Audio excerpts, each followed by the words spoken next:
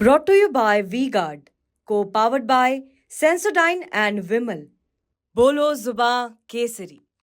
इस वक्त हम मौजूद हैं हाथरस लोकसभा की इगलास विधानसभा में। इगलास जिसकी चमचम से अपने आप में अलग पहचान है। देखिए, अगर हाथरस लोकसभा की बात करें तो 19,30,000 के आसपास हाथरस लोकसभा में टोटल मतदाता हैं। देखिए, 91 के बाद 2024 तक हाथरस लोकसभा में अब तक बीजेपी बाहुल रही है, यानी कि बीजेपी का दबदबा रहा है। देखिए, तमाम लोग हमारे साथ मौजूद हैं। भारतीय जनता पार्टी के लोग हमारे साथ मौजूद हैं, समाजवादी पार्टी के लोग हमारे साथ मौजूद हैं और तमाम जो बुजुर्ग हैं यानी कि यहाँ के मतदाता हैं वो भी हमारे साथ में मौजूद हैं। आखिर कितना हुआ विकास हाथरस लोकसभा में, कितना रहा अछूता, कितने रहे वादे और कितने वादे हुए फेल, ये जानने के लिए आज हमें इगलास के अंदर और तमाम लोग हमारे साथ मौजूद हैं, क्योंकि वर्तमान में मौजूदा पार्टी है बीजेपी। सबसे पहले बीजेपी प्रवक्ता का जान लेते हैं, क्या कहेंगे अभी ऐसे कौन कौन से विकास जो अभी और रहने बाकी हैं, यानी कि 91 से लेकर 2024 तक अभी तक बीजेपी बाहुल रही है हाथरस लोकसभा। और साथ ही साथ में एक बार सारिका सिंह बघेल जीती थी, लेकिन राष्ट्रीय लोकदल और बीजेपी का गठबंधन था, बीजे राष्ट्रीय लोकदल के हाथ में, तो कहीं ना कहीं बीजेपी के बोलबाले की सीढ़ी है। कितना विकास हुआ और क्या अभी कमी रहेगी, क्या लग रहा है, और ये बार का चुनाव किन मुद्दों पर होने वाला है? नमस्कार, मेरा नाम मदन शर्मा है जी। देखिए, जो इस बार का जो चुनाव हो रहा है वो मुद्दों पे यही है कि राष्ट्रवादी हमारी भारतीय जनता पार्टी की नेतृत्व में, जो मोदी जी योगी जी के नेतृत्व में जिस तरीके से सरकार काम कर रही है, डबल इंजन की सरकार काम कर रही है। आपने बिल्कुल सही कहा कि भारतीय जनता पार्टी की जो यहाँ पर हमारे माननीय किशनलाल दिलेर जी का लोकसभा पे बहुत अच्छा उनका कार्यकाल रहा था काफ़ी लंबे समय तक। लेकिन दुर्भाग्य ये था कि सदैव जो हमारा जो प्रतिनिधित्व होता था, देश का होता था, वहाँ पर कांग्रेस की कहीं ना कहीं सरकार रहती थी, तो विपक्ष में कहीं ना कहीं सरकार रहती थी, तो कार्य योजनाओं से वंचित। 2 बार से तो लगातार आपकी सरकार है। 2 बार से हमारी लगातार सरकार है, जो 60 बरस के अंदर इस हमारे क्षेत्र को पिछड़ा, बिल्कुल एक तरीके से कहा जाए, ना रोड यहाँ पर थे, ना यहाँ पर विद्युत व्यवस्था थी, पूरा जर्जर तरीके से था। आज भारतीय जनता पार्टी ने 10 साल के अंदर, आदरणीय राजवीर सिंह दिलेर जी थे जो आज हमारे बीच नहीं हैं, वो बहुत ही लोकप्रिय सांसद थे, उनके नेतृत्व में सारी सड़कों को, आप चाहे गोंडा से इगलास चले जाइए, इगलास से आप खैर की तरफ चले जाइए, आप इगलास से सासी मार्ग से चले जाइए, आप पूरा विकास हुआ है। पूरा का पूरा विकास और बाकी भी विकास जहाँ तहाँ विकास बाकी है, क्योंकि गड्ढे 60 साल के थे। 60 साल के गड्ढे अगर 10 साल के अंदर अगर नहीं भरे गए तो मैं आपसे निश्चिंत इस तरीके आपके माध्यम से कहना चाहता हूँ कि भारतीय जनता पार्टी के जो प्रत्याशी हैं उनके नेतृत्व में इन 5 सालों में अभूतपूर्व विकास किया जाएगा और जो भी मुद्दे हैं उनको पूरा करने का कार्य भारतीय जनता पार्टी की सरकार करेगी। विकास के दावे कर रहे हैं, लेकिन सबसे बड़ी बात यह है कि अभी तक जब से हाथरस लोकसभा बनी है, समाजवादी का कोई भी यहाँ पर एमपी अभी तक नहीं बन पाया है। क्या कहेंगे, कौन सा ऐसा दुर्भाग्य रहा है? और सबसे बड़ी बात, क्या बाहरी लोग ही हाथरस लोकसभा का प्रतिनिधित्व करेंगे या अपने की भी पहचान होगी? वादे कर रहे हैं, गड्ढे अभी तक थोड़े बहुत रह गए हैं। छुट्टा गोवंश भी, जब मैं रास्ते से आ रहा था, छुट्टा गोवंश भी कहीं ना कहीं मेरे को देखने वाला। आप क्या कहते हैं, क्या विकास और क्या क्या मुद्दे रहने वाले? देखिए, जब समाजवादी पार्टी की सरकार रही है, पूरे उत्तर प्रदेश में विकास हुआ है, विकास की लहर बही है। देखिए, जब से 10 साल में भारतीय जनता पार्टी के लोग आए हैं, इन्होंने देश का विनाश किया है। 400 रुपये का सिलेंडर इन्होंने 1100 रुपये का किया, 60 रुपये की पेट्रोल इन्होंने 100 रुपये की, और इतना महंगाई, भ्रष्टाचार आज तक किसी भी हमारे जीवन में नहीं हुआ।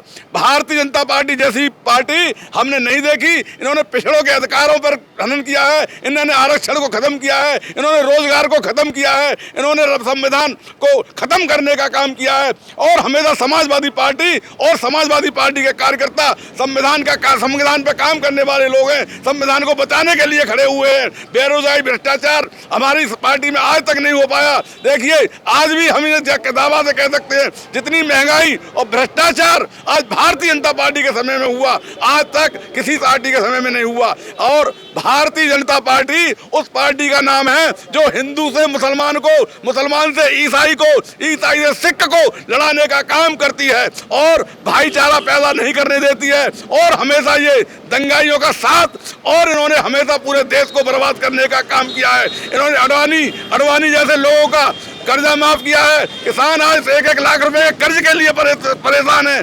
उनकी आरसी आ जाती है, बैंक के लोग चले जाते हैं। एक और आपको बात बता देना चाहता हूं, ये बहुत सीक्रेट बात है कि भारतीय जनता पार्टी अब की बार भारतीय स्टेट बैंक की शाखाओं को पुनः प्राइवेट में दे करके अडानी और उनके हाथों में दे करके किसानों से भारी वसूली की जाएगी। अगर ये न हो तो आने वाला समय बता देगा आपको। बहुत बड़ा आरोप लगा रहे हैं, आप भी एक मतदाता हैं और क्या कहेंगे, इतना बड़ा आरोप लग रहा है कि भारतीय जनता पार्टी सत्ता में आती है तो ये होगा वो होगा, क्या लग रहा है, क्योंकि आप मतदाता हैं, क्या लग रहा है इसको लेके? देखो ऐसा है, जो पार्टी के पदाधिकारी हैं वो दूसरी पार्टियों पर आरोप लगाते हैं।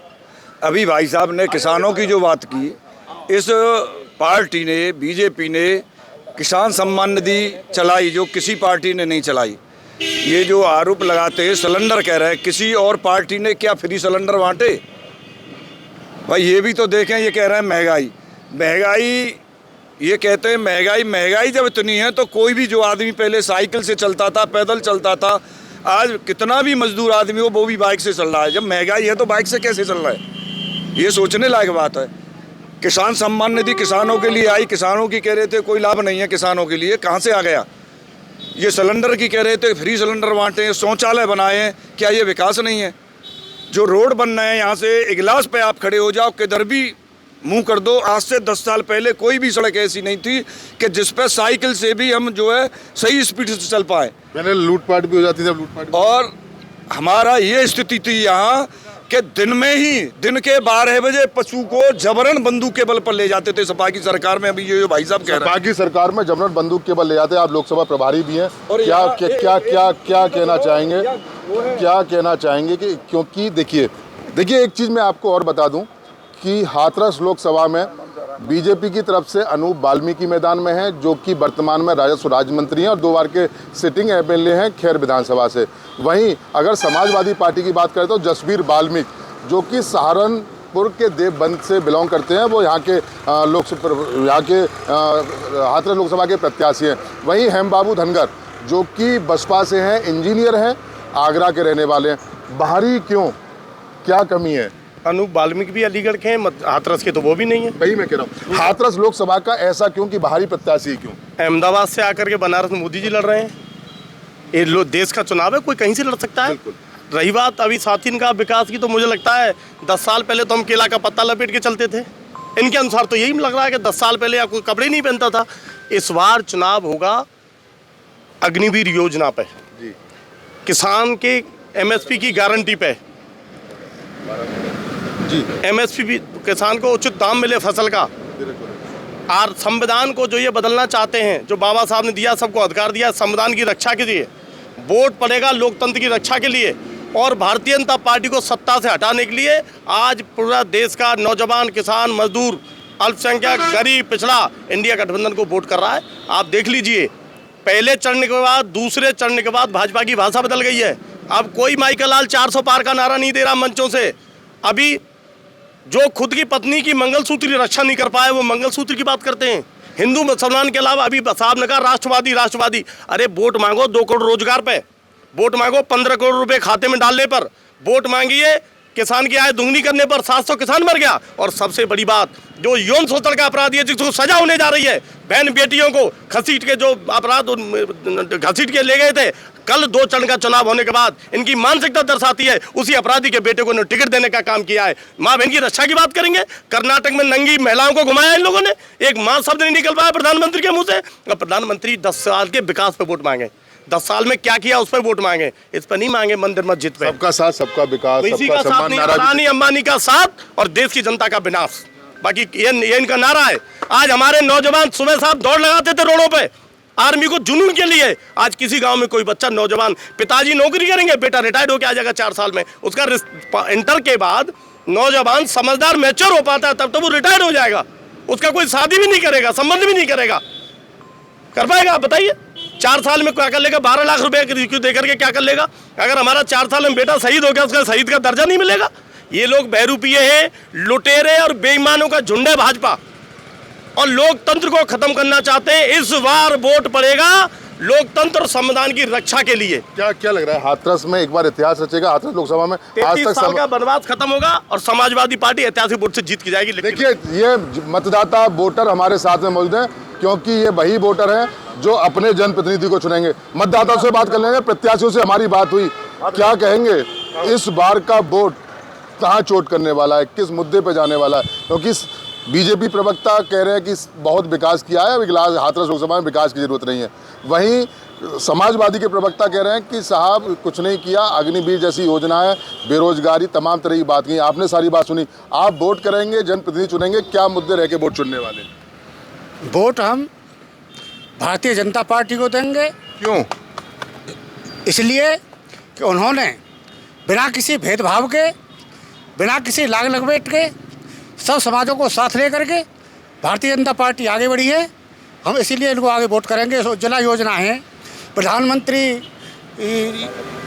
सम्मान निधि है जो 2000 रुपये आते हैं। कांग्रेस समाजवादी प्रवक्ता कह रहे किसानों की आय दोगुनी करने का वादा किया था, दोगुनी तो नहीं हुई। अरे क्यों नहीं हुई है दोगुनी? आज हमारी बहुत सारी फसलें एमएसपी पे बिक रही हैं, एमएसपी से ऊपर रेट पे बिक रही हैं, क्यों नहीं हुआ है? दादा आपने बहुत सारी फसलें देखी हैं, वोट भी तमाम कास्ट के लिए हैं, तमाम जो प्रवक्ता या सत्ता है वो आए हैं गए हैं, क्या कहेंगे कि इस बार का चुनाव किस मुद्दों पर रहने वाला है? मुद्दा क्या है? चुनाव क्या है? हिंदुओं के हत्यारे एक दल की पार्टी बच्चों पे पैसे लेके नकल कराना, फिर वो बेरोजगार घूमेंगे ही। अब जो पेपर हुए हैं वो ईमानदारी से हुए हैं, कैमरे की कैद में हुए हैं, वो अच्छे बच्चे निकल के आएंगे। योग्यता की अग्निवीर योजना का हवाला दे रहे हैं। अग्निवीर तो ये है, अब जितने इतने बेरोजगार हैं को उनको एक साथ कहाँ भर्ती करें? उनमें से ही स्थायी भी होंगे। अब इतने बेरोजगारों को कहाँ एडजस्ट करेंगे जो सपा शासन में नकल करके पास हुए? पैसे ले लेके 2-2, 3-3 हजार रुपए सेंटर वाले पैसे लेते थे, आज कहाँ है? कैमरे की कैद में होता है, एक अक्षर की नकल नहीं हो सकती। देखिए हमारे साथ में बसपा से प्रवक्ता भी हमारे साथ में मौजूद हैं, नाम बताएंगे और क्या कहेंगे। इस बार बसपा ने वो इंटरेस्ट डाला है, कहीं ना कहीं भारतीय जनता पार्टी की बी पार्टी बोला जाता था। अलीगढ़ का चुनाव मैंने देखा, फंसा हुआ मेरे को नजर आया। हाथरस की क्या पोजीशन? विकास की ये सब पूरी जनता इस बात को जानती है कि एक विकास, अभी हमारे भाई ने कहा था कि इन्होंने नकल छाप लोग कराए थे, नकल का अब यहाँ नकल की जरूरत नहीं रही है। अब तो बेरोजगारी इतनी बढ़ाई जा रही है, शिक्षा इतनी पीछे की जा रही है कि 33 नंबर आए, अध्यापक हमें आगे बताते हैं कि 33 नंबर आए, उसको 73 और 93% नंबर दिए जा रहे हैं। ये इनकी सत्ता है भारतीय जनता पार्टी की। वहीं कंप्यूटर बाद ही बिठा दिया जाता है कि इसको बिना पढ़े तेरे नंबर देने हैं। हाई स्कूल में जब हम पढ़ते थे, हमारे साथ ही पढ़ते थे, जब उसकी किसी की सेकंड क्लास आ जाया करते, बड़े नाम हुआ करते थे। लेकिन आज वो हिंदी पढ़ना नहीं जानता है, अंग्रेजी पढ़ना नहीं जानता है, उसके 93%, 33% से लेकर 63%। अब विकास की बात आई है, विकास का कार्य बहन कुमारी मायावती जी के ज़माने में हुआ था, आज तक नहीं हुआ है। सड़कों की बात अभी चल रही थी, आप शास्त्री रोड पर चले जाइए, शास्त्री रोड पर जाओगे तो आपको हो सकता है कि जितनी दूरी आप पैदा तय करने में लगेगी तो 1 घंटा आपको लगेगा शास्त्री तक का। यहाँ पर जो इनके विकास कार्य हुए हैं, जो लेपीकरण हुआ है, सुदृढ़ीकरण सड़कों का हुआ है, नई सड़कें बनी है, पीछे से उखड़ती गई और आगे बनाते जा रहे हैं, ये इनकी विकास है। एक इन्होंने किसान सम्मान निधि की बात कही है, किसान सम्मान निधि का इस हाथ लेना इस हाथ देना, क्योंकि व्यापारियों की सरकार है ये, व्यापारियों की सरकार है। इन्होंने जब हमारे खाते की हम एक नकल लिया करते थे खतौनी 20 रुपये की, 20 में देते हैं, सरकारी कीमत तो 15 रुपये है, ये 5 रुपये बेईमानी के लेते हैं और धड़ल्ले से लेते हैं। 15 रुपये की नकल 25-20 रुपये। आवाज नहीं उठाए कभी आप? जी आवाज नहीं उठाए? आवाज काफ़ी उठाई है।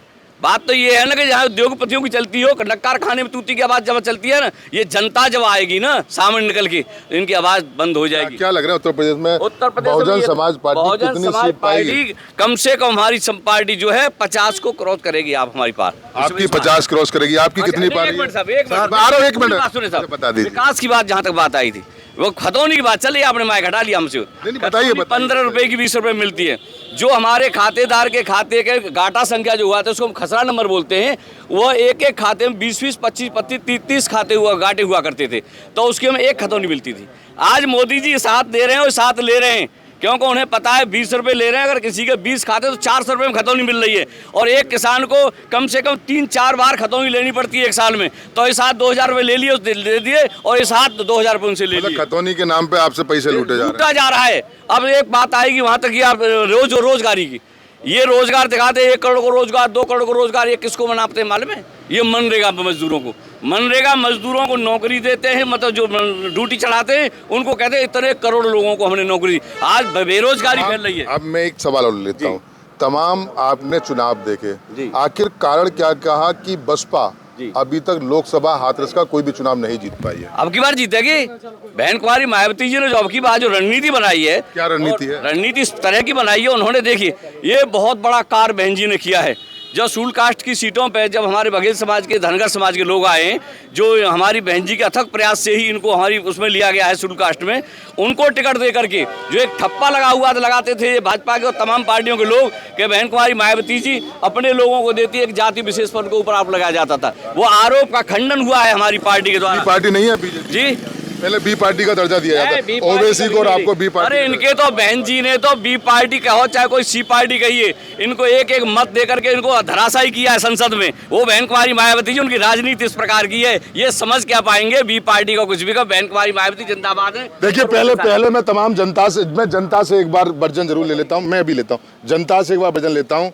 हाथरस लोकसभा की जनता अभी ऐसे कौन से विकास जो अभी रहने और बाकी हैं, क्योंकि 91 से लेके देखो साहब सब जगह विकास हुआ है। तीन मुद्दे तो हमारे पे, लाइट बहुत बढ़िया मिल रही है, पानी बहुत बढ़िया मिल रहा है, जय भाजपा, और सबसे रोड। और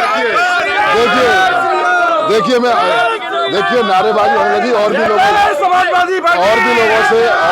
से बात कर रहे हैं, और भी लोगों से देखिए कोई बात नहीं, क्या कहना चाहेंगे भैया? देखिए प्रभारी से अभी बात हुई है मेरी, मेरी बात हुई है, और अभी भी क्या कहना चाहेंगे कि अब कौन सा माहौल है? देखिए कौन किससे दल से है वो माने भैया नहीं रखता, आप भी किसी दल से हो, वोटर भी अपना वोट डाले जा रहा है, वो भी किसी दल से है। मुद्दे क्या क्या रहने वाले, क्या कहेंगे भैया, कौन कौन से मुद्दे अभी रहने वाले हैं और क्या विकास की नहीं है? प्रभारी जी बैठे, ये सब बातों का जवाब यही देंगे, यही बात करेंगे लोकसभा। आप कुछ बताएंगे?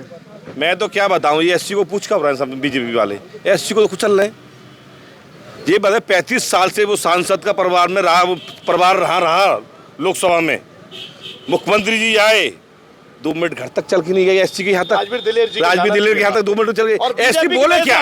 उनकी एससी बोले क्या? मैं इसलिए बोलना नहीं चाह रहा हूँ कि मैं एक एससी हूँ, दलित परिवार से हूँ, खटीक हूँ, तो मैं इसलिए बोलना नहीं चाह रहा हूँ कि मेरा भाई, बड़ा भाई मेरा, उसके पिताजी ने उसकी सेवा करी, उनके बेटों ने उनकी सेवा करी, वो टेंशन में उनको बुला के समझाया तक नहीं गया कि आगे हम तुम्हें लड़ाएंगे। 5 साल मेहनत करने के बाद वो आदि खत्म हो गया, उसके परिवार तक कोई नहीं गया चल के। प्रदेश अध्यक्ष वहाँ पे आए थे, प्रदेश अध्यक्ष की बात करिए, प्रदेश का मुखिया होता है। देखिए मैं आपके मामले में नहीं बोला, आपके बीच में नहीं बोला, ये कंडीशन है। राजवीर दिलेर की मौत की जिम्मेदारी बीजेपी की है। एक पारिवारिक आदमी जो पार्टी सांसद रहा, उनके पिताजी सांसद रहे और उनको अपमान करके टिकट काटा गया, वो सदमा बर्दाश्त नहीं कर पाए। राजवीर दिलेर की मौतनी हत्या है और बीजेपी इसकी जिम्मेदार है। देखिए बीजेपी के लोगों से इनकी बात कर लेते हैं। राजवीर दिलेर के पिताजी किशनलाल दिलेर 4 बार सांसद रहे, 4 बार एमएलए रहे, 7 बार एमएलए रहे। उसके बाद में उनके जो बेटे राजवीर दिलेर एमपी एमएलए वो दोनों रहे। समाजवादी प्रवक्ता ये आरोप लगा रहे हैं उनका टिकट काट दिया गया, उनको लेके फिर क्या कहना चाहेंगे इसको लेके? यह पार्टी की व्यवस्था है, यह पार्टी की व्यवस्था है, किसका टिकट कटना है, किसका रहना है, यह शीर्ष नेतृत्व का निर्णय होता है। रही बात वाल्मीकि समाज को सम्मान देने की, जैसा मेरे सभा के साथी कह रहे हैं कि उनको सम्मान नहीं दिया गया, जहाँ तक सम्मान देने की बात है, आज भी उनके परिवार में भारतीय जनता पार्टी पूरा सम्मान दे रही है और उनकी बेटी को उत्तर प्रदेश सरकार में राज्य मंत्री का दर्जा है। उनके परिवार में दशकों से राजनीति होती आई है। हमारे भारतीय जनता पार्टी के प्रदेश अध्यक्ष उनके घर पर गए थे और आगे के लिए जैसा इनका कहना है, माननीय राजवीर दिलेर जी टिकट कटने के बावजूद भी भारतीय जनता पार्टी के सिपाही की तरह बहुत ही पार्टी के लिए मेहनत कर रहे थे, जिसके आप वीडियो और वो सारी चीजें आप। चलिए एक बार किसानों से बात कर लेता हूँ, नाराज जनता की बात पे आएंगे, क्या मुद्दे रहने हैं इस बार के चुनाव के? मुद्दे सर मैं ये कहना चाहूँगा, सन 2014 में जब प्रधानमंत्री मोदी जी आए थे तो वो बड़ी महंगाई की बात करते थे, बड़ी बेरोजगारी की बात करते थे। 400 रुपये का सिलेंडर में बहुत महंगा लगता था। बेरोजगारी ये थी कि किसान खुशहाल था सन 2014 से पहले, जवान खुशहाल थे 2014 से पहले, लेकिन ये सारी चीज़ों को भूल गए। आज ये बात करते हैं राम मंदिर की। अरे राम मंदिर क्या, हमारे तो घर घर में मंदिर है। एक आपने रामचंद्र जी का मंदिर बनवा दिया, वो भी आपने नहीं बनवाया, वो भी सुप्रीम कोर्ट ने बनवाया है। किसी भी नेता की औकात नहीं है कि एक मंदिर कोई बनवा दे। नेताओं के पास है क्या, ये बताइए आप? नेता हमारी खाते हैं। मुद्दे रहेंगे हमारे बेरोजगारी के, सबसे ज़्यादा जो बेहाल बदहाल किसान है उसके कोई भी पार्टी बात करती नहीं है किसान की, जबकि किसान के ऊपर ही ये सारे पलते हैं। किसान ना हो इंडिया में तो ये सब बदहाल है, सब बेकार हो जाएंगे फिर ये। अन्नदाता उनको हाँ बिल्कुल, अन्नदाता सिर्फ ये बहकाने के लिए बोलते हैं। किसान की कमर इतनी तोड़ी है। अभी भाई साहब बात कर रहे थे 2000 रुपये बात कर रहे थे, हम आपको गणित लगा के दे देंगे। ये 10,000 रुपये हमसे लेते हैं और 2,000 रुपये हमको देते हैं। और कोई भी गणितज्ञ मेरे पास आके बैठ जाए, मैं बता दूंगा उसको कि 10,000 रुपये कैसे लेते हैं ये हमसे। तो इस बार का वोट किसान क्या समझ के वोट डालेगा? किसान वोट समझ के ये डालेगा कि हमारा जो DAP का कट्टा 700 रुपये का था वो हमें 700 रुपये का मिलना चाहिए। जो हमारा पोटास का कट्टा 600 रुपये का था वो 600 रुपये मिलना चाहिए। ब्लैक से हमें 1700 रुपये में पोटास खरीदना पड़ता है आज। 10 किलो खाद खा गए चोरी करके, समझे? हर चीज में डकैती डालते हैं। वो 5 रुपए का बिस्किट का पैकेट 5 रुपए का ये, लेकिन 8 रुपए 8 बिस्किट ये खा गए। दादा क्या कहेंगे? भैया कह रहे हैं आप भी एक किसान है, खेती तो होगी घर पे? हाँ खेती हुई सब कुछ। क्या लग रहा है इतनी भैया जो बता रहे हैं इतना अंतर आ गया क्या? बीजेपी ने इतनी नौकरी लगा दी, लोड़ा बाला डोल लेना पढ़ पढ़ के पत्रा में सबने की झंडा टांग के वहाँ पहुँच रहे हैं। लड़वे का अयोध्या पे जो राम मंदिर बनाए के और तो कहती 4 लड़ो वहाँ जाएंगे, लड़वे पहुँच रहे। बालन बेरोजगारी पर है, साढ़ भगाओ खेतों में रात भर ड्यूटी लगा रहा हो किसान जो करो साढ़ ने चुकाओ, बाल का बच्चे ने कछु में चुका, रात साढ़ ने चुकाओ, रात भर दिन में ड्यूटी करके आ रहे हो आदमी, माँ साढ़ ने चुका रहे हो। तुम बढ़िया आदमी बीजेपी आ रहे हो और सिलेंडर दे रहे, पहले 400 रुपये भी कहते हो, आज 1000 रुपये पहुँचा दो तो सिलेंडर फ्री मिल रहा है। सिलेंडर फ्री मिल रहा है, मूसर फ्री मिल रहा है, सारे ने देख के खा के सवरे। क्या कहेंगे दादा? युवा है, दादा है, आप युवा हैं, वोट भी कास्ट करेंगे, क्या क्या मुद्दे रहने वाले हैं? युवा के लिए क्या कर रहा है अंकल जी? भैया ऐसा है, जो आज युवा है पढ़ने कैसे भी करके पढ़ने जा रहा है। मैं अरे एक मिनट बेरोजगार जाए बहुत ज़्यादा है, बहुत ही ज़्यादा जा वक्त पे लड़काएँ कोचिंग कर रहे हैं 10-10 हज़ार रुपये दे के यहीं कोचिंग। और गरीब बच्चा भैया कोई ज़्यादा मेहनती है, टोटली मेहनती। सबसे मेन बात ये है, हर एक कोई भी भर्ती निकलता है सबसे पहले वह लीक है। वो 500 रुपया फॉर्म भरो जा रहा है, 1000 रुपया खर्च करके जा रहा है, 6 महीना साल भर बाहर तो कोचिंग कर रहा है, 2-3 साल बर्बाद कर रहा है। काम मिल जाएगा कुछ दिन बाद ही पेपर लीक 70 पेपर लीक है। हाई स्कूल इंटर के पेपर लीक है रहे बीजेपी की सरकार में। हाई स्कूल इंटर के पेपर लीक है रहा, हाई स्कूल इंटर के। अभी तक भ्रष्टाचार जाते भ्रष्टाचार कोई सरकार नहीं। एक बड़ी बात है भैया, देखियो ये कोई पार्टी विशेष के लोग नहीं है, ये छात्र है। इनका कहना है कि 500 रुपये का हमने फार्म लिया, फार्म लेने के बाद में हम शहर में गए, 1500 किराया लगा उसका, हमने परीक्षा की तैयारी की, 5000 रुपये हमने कोचिंग या 10,000 रुपये में हमने कोचिंग की, उसके बाद में पेपर लीक हो गया। सरकार दावा कर रही है कि पेपर लीक के मामले में हम लोगों को गिरफ्तार करेंगे और ATS गिरफ्तार करती है, जेल भेजती है। लेकिन आखिर इनका क्या, इन किसान के पेटों का पैसा इनकी जेब से निकल गया और उसके बाद पेपर लीक हो गया। इसको लेकर क्या कहेंगे? बड़ी परेशानी तो है। देखिए जो बच्चों का है निसंदेह, जो इसमें कोई दो राय नहीं है कि जो बच्चों का जो भविष्य है कहीं ना कहीं पूर्ववर्ती सरकारें उनके साथ खिलवाड़ करती रही हैं और एक ऐसा तंत्र स्थापित करके गए हैं, ऐसे उनके मतलब लोग थे, ऐसा एक सिस्टम था कि जो पूरा करप्ट कर रखा था। पहले क्या होता था कि पहले जो है पेपर भरे जाते थे, मैनपुरी जाते थे, एटा जाते थे, 100% गारंटी होती थी, नकल कराई जाती थी और नकल करा के जो सारे जो लोग थे वो सारे लोग सक्रिय थे।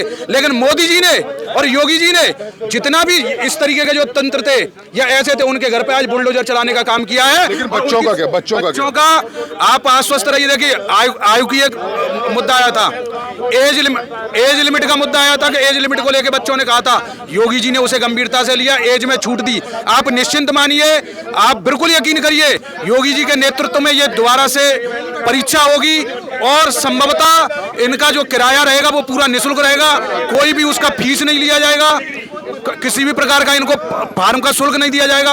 और जो पुराने रजिस्ट्रेशन थे उनका ईमानदारी से, जिस गरीब का बच्चा जो हक लेने के लायक है वो वाला बच्चा नहीं जो पैसा दे के जो 10-10 और 15-15 लाख रुपए लेके नौकरी लेते थे, उस तरीके के लोग नजर नहीं आएंगे। उस तरीके के लोगों के घर जो है बुलडोजर के नीचे दबे हुए नजर आएंगे। अभी एक बच्चे से मेरी बात हुई, इनका कहना है, और भैया बात भी सही है, पेपर लीक के मामले में बात कर रहे थे, 500 रुपये का फॉर्म, बाहर बाइक से गए, वाहन से गए, 500 रुपये का खर्चा, 10 या 15 हज़ार की कोचिंग करके तैयारियां की, उसके बाद में पेपर लीक। अभी बीजेपी प्रवक्ता कह रहे हैं कि पेपर लीक हुई है, हमने कार्रवाई की है, बिल्ली तो चलने की कार्रवाई है। क्या ऐसे उन बच्चों का जिनकी जेब से रुपये निकल गए, उस गरीब माँ बाप का क्या होगा? ऐसा है, हमारे देहात में कहावत है, जाकी ना फटे बेवाई भूखा जाने पीर पर आई। जिनके औलाद नहीं है, ऊपर वाले नीचे वाले के, उनको औलाद का दर्द नहीं पता कि बच्चे का फॉर्म भरा जाएगा, फीस लाएगी। आपको मैं बहुत छोटी बताऊं, लोग समझ नहीं पा रहे। अभी 200 रुपए का रिचार्ज, आप बोलिए। आप 200 रुपए का रिचार्ज 800 का हो गया। सुनिए, जो ड्राइविंग लाइसेंस हमारा 300 रुपए में बनता था, उसकी फीस 10,000 जा रही है नौजवान की, 10,000। जो बंदूक का लाइसेंस 100 रुपए में रिन्यूअल होता था, आज वो 6,000 रुपए रिन्यूअल हो रहा है। जो बाइक 35,000 का आती था, 1.5 लाख रुपए की है। लोग समझ नहीं पा रहे हैं। आज हर घर का खर्चा 12 से 15,000 रुपए सामान घर का खर्चा बढ़ गया है। डिश टीवी दुगने रिचार्ज हो रही है। बहुत सारी चीजें, खाद का कट्टा 50 किलो का आता था, 40 किलो का हो गया, कीमत उतनी है। बीजेपी वाले जनता का धोती खोल करके सिर पे बांध रहे हैं। सम्मान दे दिया, नीचे देखा तो वो नंगा है। बीजेपी वाले नीचे से धोती खोल के सम्मान के तौर पर तो सिर पे बांध रहे हैं, और जब वो नीचे देख रहा तो नंगा है। ये बीजेपी की चाल है। भारतीय जनता पार्टी इस बार 150 पार नहीं है, लिख के दे दूं, सत्ता से बाहर है। जुमले लेके गुजरात से आए थे, प्रधानमंत्री फिर कौन बनेगा? की घंटी लेके गुजरात जाएंगे। शहजादों की जोड़ी बताते हैं, प्रधानमंत्री कहते हैं शहजादों की जोड़ी है। ये और भी तो रंगबिल्ला की जोड़ी है। मैं क्या कहा, जुमले लेके गुजरात से आए थे और घंटी लेके गारंटी की गुजरात जाएंगे। रंगे बिल्ले दोनों, थैला पैक है। सुनो, एक सेकंड, एक चीज सुना सकते हो आप मेरी? एक चीज सुना। हाँ, आप बताए, वैसे ही बता दीजिए। बता देता हूँ, आप बता दीजिए, सुना दो मेरी। आप बता दीजिए क्या कहना चाह रहे हैं। जब तक आप निकालिए मैं राह लेना। दादा क्या कहेंगे इस बार? तो कचना कह रहे सरकार, इस सरकारी लुटेरे ने की बनाया दी है, नोच नोच के खा रही है, चील कऊ नहीं तरह होले होले। अब का के सरकार, किसान का के बताओ। आप भैया वोट बन गया आपका? क्या समझ के मुद्दे से वोट रहेगा इस बार? मुद्दा इनके पास कोई नहीं है झूठ के अलावा, सिर्फ झूठ बोलना जानते हैं, और झूठ के दम पे ही बीजेपी झूठ वोट बटोरते हैं। ये वोट बटोर रहे। देखिए और भी हमारे साथ में लोग मौजूद हैं, इनसे बात करेंगे। वोट बन गया आपका? अभी नहीं बना कि पहली बार वोट डालेंगे? क्या कहेंगे, वोट बन गया आपका? अभी नहीं बना? अच्छा, डिबेट देखने आए। देखिए आइए भैया कि एक्चुअली क्या, देखिए तमाम प्रत्याशियों से हमारी बात हुई, एक आध लोगों से हम बताए, तमाम सवाल जवाब हो रहे हैं। एक दूसरे पे पदाधिकारी जो है सवाल उठा रहे हैं। अब क्या रहने वाला है, क्या रहने वाला है? ये सभी जो जोर लगा रहे हैं, ये जो सभी जोर लगा रहे हैं कि सरकार उसकी बनेगी उसकी बनेगी, पहले तो ये बताएं कि कौन सी पार्टी कितनी सीटों पर लड़ रही है तो उसकी सरकार बन जाएगी। कौन सी पार्टी कितनी सीटों पर लड़ रही है? क्या कोई पार्टी, क्या इनमें से कोई पार्टी 300 या 400 सीटों पर लड़ रही है तो ये सरकार क्या बनाएंगे भाई? ये सरकार क्या बना पाएंगे? अब देखिए इनसे ही बात कर लें। भैया आप इधर आइए एक सेकंड। क्या नाम है? आप भी शायद प्रत्याशी हैं? नहीं, मैं प्रत्याशी नहीं हूँ, मैं तो एक निर्दलीय प्रत्याशी का सहयोगी हूँ। अच्छा, निर्दलीय प्रत्याशी का हाँ, क्या लग रहा है? क्योंकि देखिए 91 से लेके अभी तक कहीं ना कहीं एक लहर रही है बीजेपी की बाहुल्य सीट रही है। इस बार का हाथरस लोकसभा का चुनाव किन मुद्दों पर रहने वाला है और क्या करने वाली है हाथरस की जनता? देखिए, मैं तो यही बोलूँगा कि कभी भी देश और प्रदेश के नाम पर क्षेत्रीय चुनाव नहीं होने चाहिए। यह लोकसभा चुनाव यहाँ के लोकसभा के क्षेत्रवासियों के हित में होने चाहिए। यहाँ सड़क नहीं है, यहाँ पे मैंने गांव देहात जाकर देखा है, ये प्रत्याशी गांव गलियों में जा ही नहीं रहे। केवल और केवल इन्होंने एक माहौल बना रखा है, लोगों को डराना, लोगों को धमकाना और जय श्री राम के फर्जी नारे लगाना। ये सब लोग सपाई बसपाई लोकदली पुराने कार्यकर्ता रहे, ऐसे ही सत्ता की चमक देखते हैं, ये सत्ता में घुस जाते हैं। इनका कोई स्वरूप नहीं है। हकीकत ये है कि जनता को जाकर देखिए, गांव में, शहर में जनता नहीं बसती है। शहर में केवल और केवल लोग शांत रहते हैं, माहौल देखकर दलाल बसते हैं। जो थाने की, तहसील की, कलेक्ट्रेट की दलाली करते हैं, वही लोग शहर में बसते हैं अधिकतर।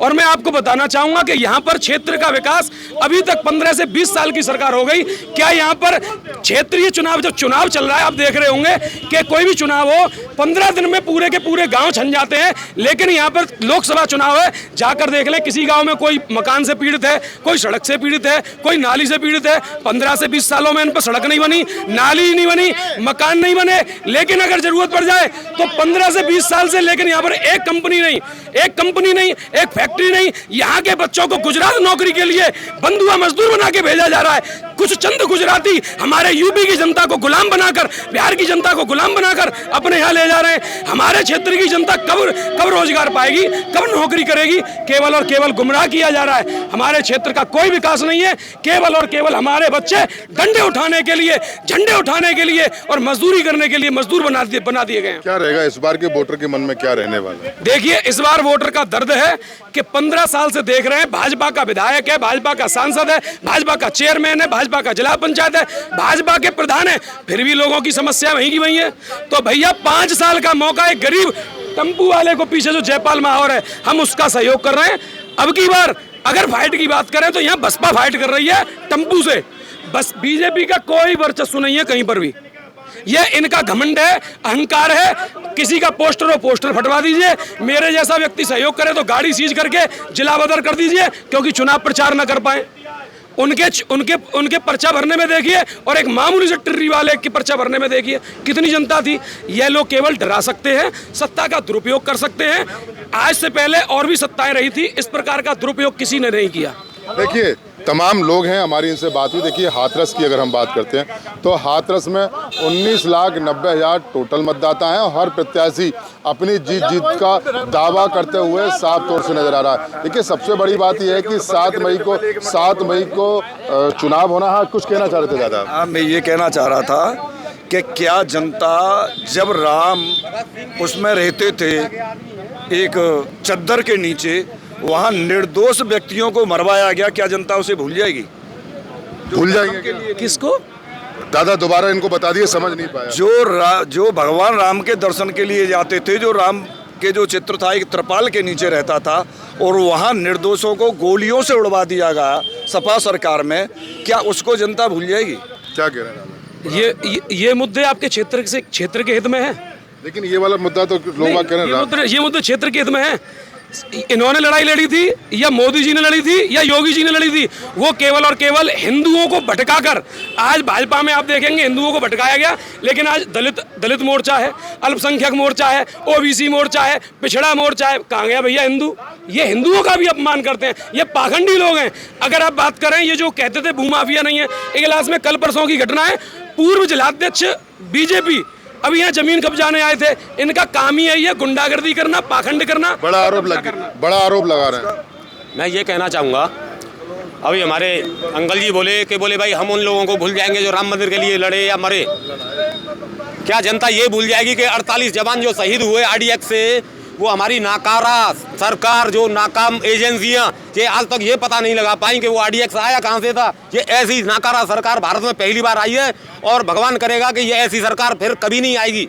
फिर कभी नहीं। देखिए, अब आरोप प्रत्यारोप लगातार चलते रहेंगे, लेकिन सबसे बड़ी बात यह है, ये हाथरस की इगलास विधानसभा है। इगलास विधानसभा की अगर पहचान है तो वो अपने आप से सिर्फ चमचम से है। तमाम पदाधिकारियों से हमारी हुई थी, चाहे बीजेपी के पदाधिकारी हों, बसपा के पदाधिकारी हों, समाजवादी के पदाधिकारी हों, तमाम लोगों से बात हुई और एक दूसरे पर आरोप और प्रत्यारोप का दौर लगातार जारी है। हाथरस लोकसभा में तीसरे चरण में चुनाव होना है, यानी कि 7 मई को मतदान होना है। ताज किसके सर बनेगा, यानी कि हाथरस का अबीर गुलाल आखिर किसके माथे पर लगेगा, ये आने वाला वक्त बताएगा। लेकिन सबसे बड़ी बात यही है कि हर प्रत्याशी अब अपनी जीत का दावा भरता हुआ नजर आ रहा है। यानी कि 7 मई को 19,30,000 मतदाता वोट की चोट करेगा, यानी कि मतदान करेगा। अब देखना यही होगा आखिर किसके सर पर ताज बनेगा, हाथरस का गुलाल आखिर कहाँ लगेगा, ये 4 जून को पता चल जाएगा। मैं सहयोगी धन्यवाद के साथ मोहित गुप्ता, TV9 अलीगढ़।